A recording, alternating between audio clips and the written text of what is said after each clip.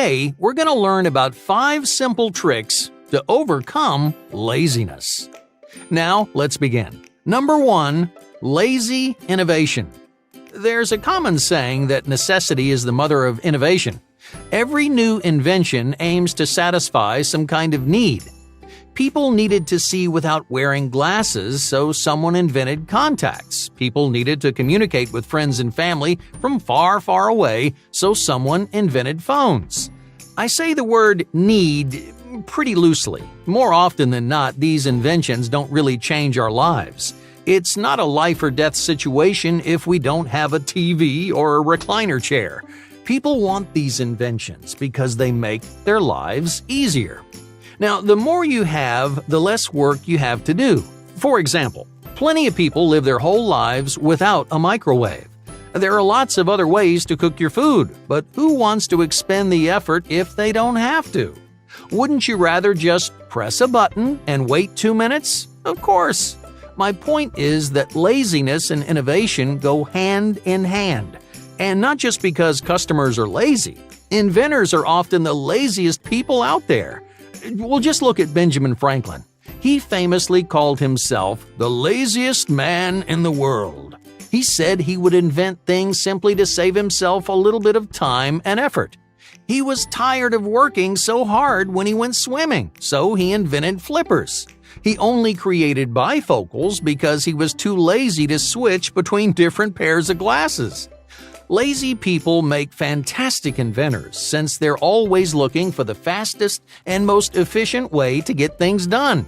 Their laziness motivates them to find creative solutions. They'll improve, streamline, and automate so they can spend less time doing things that they don't like. You can and should use your laziness the same way. When you're unwilling to do something, start looking for ways to save time. Not only is it more fun, but you'll also find yourself more motivated to succeed. Think of it like driving to work in the morning. Now, your normal route may only take you 30 minutes, but there's nothing you hate more than sitting in traffic. So you discover a shortcut. You realize if you cut down a few side streets that you can completely skip the usual congestion. Even if you only end up saving, say, 5 minutes, your commute will feel significantly shorter and more exciting. Finding a workaround also gives you a unique sense of accomplishment. It feels good to know that you're working smarter and not harder. So the next time you're not in the mood to work, use that laziness to your advantage. Number 2, listen to your thoughts. Even when you're avoiding your responsibilities, your mind is actively thinking about them. You may discover you have a hard time enjoying whatever you're distracting yourself with. Your mind is too focused on your laziness to prioritize anything else. You end up feeling irritated and guilty because as much as you want to forget, well, you can't. People are laziest when they're in denial. Imagine you have a paper due next week. In the back of your mind, you know it's going to be a ton of work. You still have to gather sources, find quotes, write your thesis. You know, the list goes on and on. Yet here you are spending hours on social media. You convince yourself you still have plenty of time, but your gut is telling you otherwise. Whenever you continue thinking about one thing, it means it's time to get started. Not tomorrow, not in a few hours, right now. Because this thought isn't just popping up out of nowhere.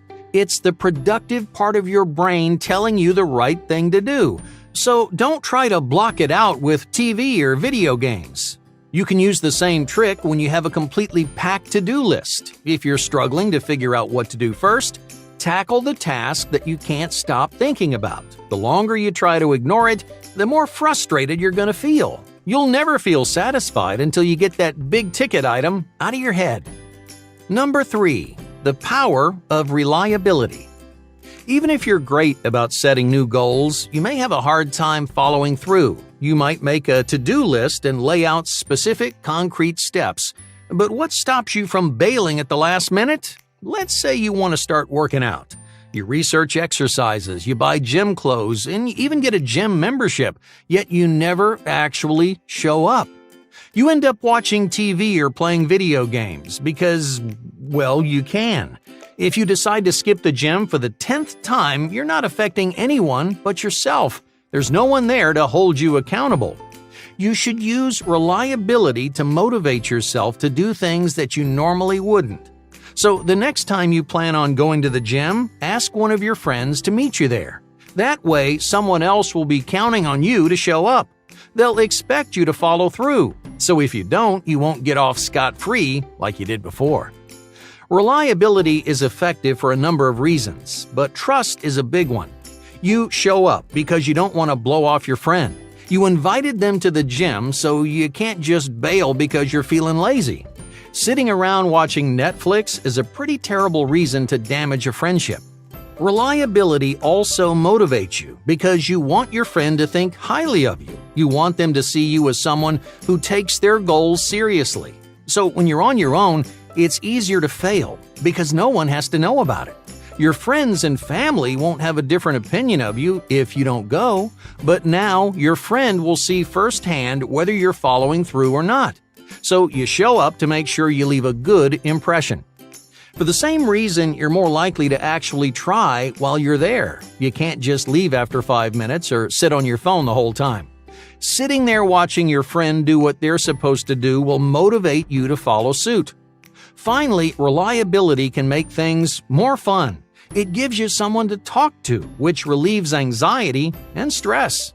Your friend might also be more experienced, so they can help you get the most out of whatever you're doing. If you're struggling to find motivation on your own, hey, there's no shame in calling for backup. The simple fact that someone else is involved will jumpstart your work ethic. Number 4.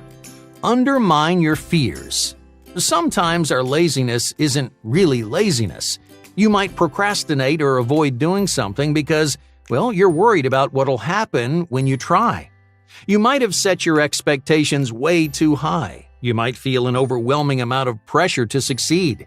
This can make even the smallest chores feel like huge responsibilities. You end up running away because you can't fail at something that you never actually do. Now, to avoid this kind of laziness, check your expectations at the door. In other words, when you start a project, you only have one job, and that's to start. Don't be afraid of making something terrible. Just begin working on the first thing that pops into your mind. This gets you past that initial roadblock. Every project is way less intimidating when you're already halfway done. This is the same reason that teachers encourage their students to write rough drafts.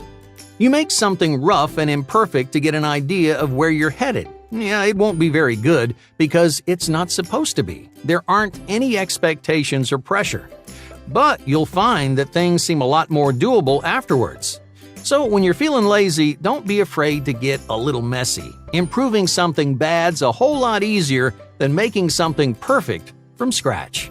Number 5. Dress for productivity. Where are you the laziest? Well, if you're like most people, you probably feel lethargic whenever you're trying to work or study in your room.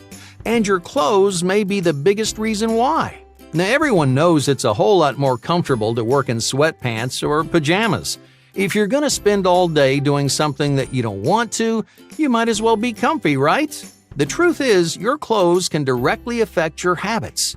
This is one of the biggest reasons why so many companies make their employees dress up for work, even if they aren't interacting with customers.